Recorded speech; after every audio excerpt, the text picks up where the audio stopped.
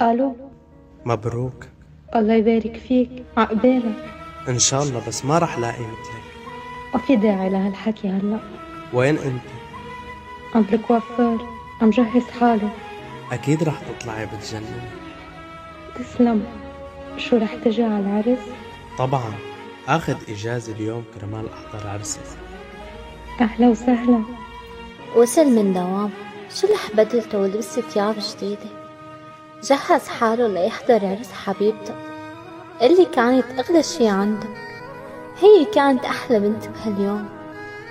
فات ودخل على الصالة والكل انصدم فيه، حتى رفقاتها تفاجئوا فيه. فات وسلم على العريس وقال له: الف مبروك، دير بالك عليا، هي اغلى شي عنا. سلم عليها بنظرة حزن وقال له: ديري بالك على حالك، الله ييسر لك، رح نشتاق لك. قبل ما مشي قال له العريس: بس مين حضرتك؟ رد عليه بحزن وقال له: انا يلي حلمت وانت يلي حققت.